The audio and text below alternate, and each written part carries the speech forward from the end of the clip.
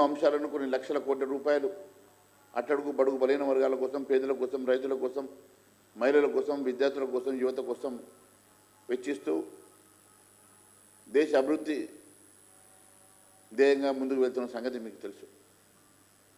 ఈరోజు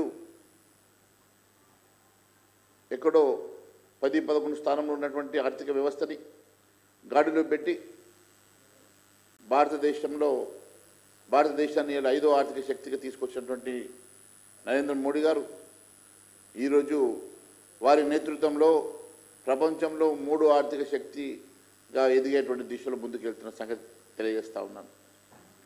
అన్నదాతలకు అండగా మరి పిఎం కిసాన్ నిధి కింద 9,30,00,000 మంది రైతులకు దాదాపు 20,000 కోట్ల రూపాయలు పంపిణీ చేసిన సంగతి నేను గుర్తు చేస్తూ ఉన్నాను.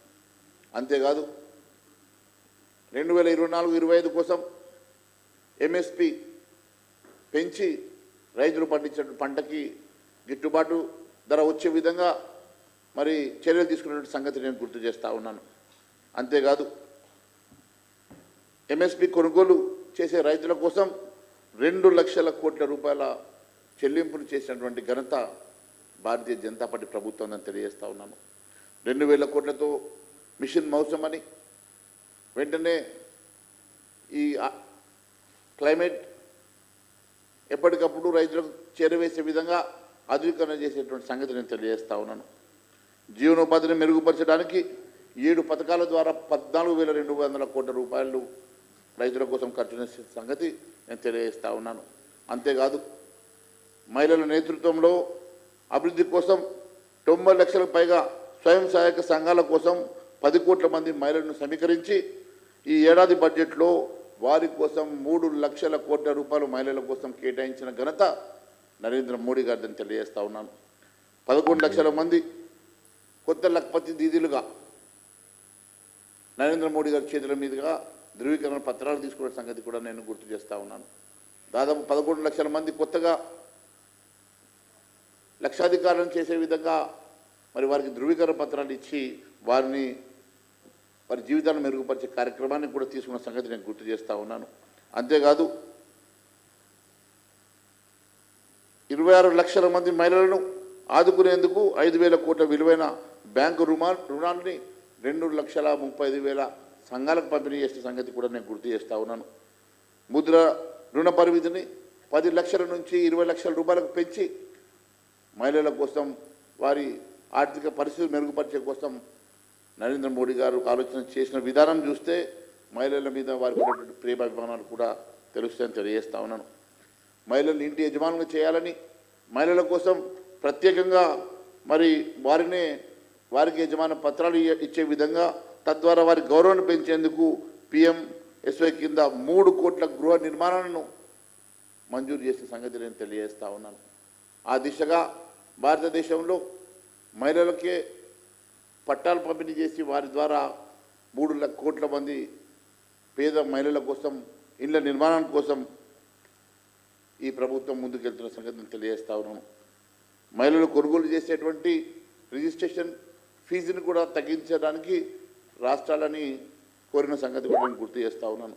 యువశక్తికి రెక్కలు 4,10,00,000 మంది యువత నైపుణ్యాన్ని పెంపొందించడానికి ఉపాధి కల్పన కోసం 2 లక్షల కోట్ల రూపాయలు ప్రధానమంత్రి ప్యాకేజీ మంజూరు చేసిన సంగతి నేను గుర్తు చేస్తూ ఉన్నాను.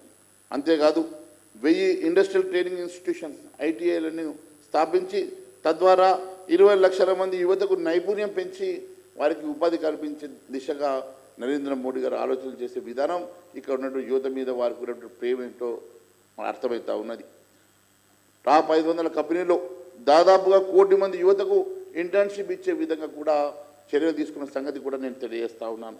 అంతేకాదు వైద్య రంగంలో మౌలిక సదుపాయాలు పెంచడానికి విదేశాలపై ఆధారపడడం తగ్గించడానికి 75,000 కొత్త MBBS సీట్లను మెడికల్ సీట్లను ప్రత్యేకంగా మంజూరు చేసి భారతదేశంలో వైద్య విధానాన్ని కొత్త మలుపులు తిప్పినటువంటి ఘనత కూడా నరేంద్ర మోడీ గారిని తెలియజేస్తూ ఉన్నాను. కేంద్ర మంత్రిత్వ శాఖల విభాగంలో యువతకు 15,000 ప్రభుత్వ ఉద్యోగ నియామకాలను కూడా కల్పించిన సంగతి నేను గుర్తు చేస్తూ ఉన్నాను.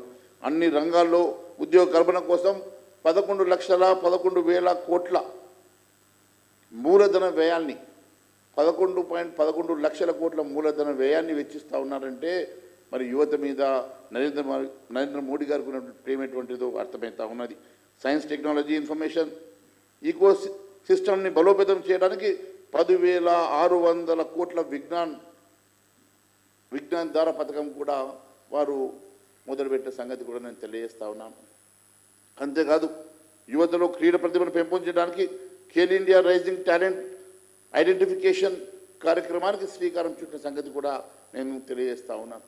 అంతేకాదు సామాజిక సంక్షేమం, ప్రధానమంత్రి జనజాతీయ ఉన్నత్ గ్రామ అభియాన్ 63,000 గిరిజన గ్రామాల్లో 5 కోట్ల మంది గిరిజన సామాజిక స్థితిగతులను, ఆర్థిక స్థితిగతులను పెంపొందించడానికి వారు తీసుకున్నటువంటి కార్యక్రమాన్ని నేను గుర్తు చేస్తూ ఉన్నాను. చెత్త సేకరణ వారి కోసం నమస్తే పథకాన్ని కూడా రూపొందించిన సంగతి గుర్తు చేస్తూ ఉన్నాను. ప్రభుత్వ పథకాల ప్రయోజనాలు పొందడానికి 2.9 లక్షల పైగా ప్రత్యేక వికలాంగులను గుర్తింపు చేసి వారికి గుర్తింపు కార్డును కూడా మంజూరు చేసిన సంగతి నేను తెలియజేస్తూ ఉన్నాను. అన్నిటికన్నా ముఖ్యంగా వక్ ఆస్తుల నిర్వహణ, రక్షణను బలోపేతం చేయడానికి, వివాదాలను పరిష్కరించడానికి వక్ సవరణ బిల్లుని కూడా మరి 2024 ప్రవేశపెట్టిన సంగతి కూడా నేను గుర్తు చేస్తూ ఉన్నాను. అంతేకాదు ఎస్సీ, ఓబీసీ, సఫాయి కార్మికుల కోసం సులభంగా రాయితీ రుణాలు పొందేందుకు PM సూరజ్ విస్తరణ కూడా మొదలుపెట్టిన సంగతి. దేశవ్యాప్తంగా 405 ఏకలవ్య మోడల్ రెసిడెన్షియల్ స్కూళ్లలో 1,23,000 మంది విద్యార్థులకు ప్రవేశం కల్పించిన ఘనత నరేంద్ర మోడీ గారిదని చెప్పి తెలియజేస్తా ఉన్నాం. ప్రధానమంత్రి ఆవాస్ యోజన కింద 5.36 లక్షల కోట్లతో 3 కోట్ల అదనపు ఇల్లు ఇప్పుడు అదనంగా కట్టేటువంటి PM ఆవాస్ యోజన కింద కట్టేటువంటి 3 కోట్ల అదనపు ఇళ్ల కోసం 5.36 లక్షల కోట్ల రూపాయలు వెచ్చించడం జరుగుతుందన్న సంగతి నేను తెలియజేస్తా ఉన్నాను. అంతేకాదు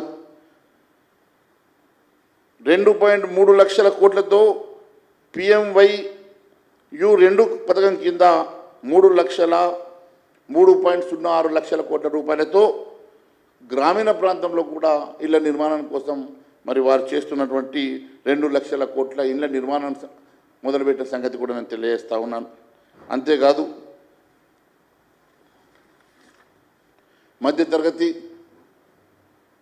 సాధికారత కోసం 7 లక్షల వరకు పన్ను రాయితీ ఆదాయం, స్టాండర్డ్ డిక్లరేషన్ 50,000 నుంచి 2,75,000 రూపాయలకు పెంచడం వల్ల కోట్లాది మంది మధ్య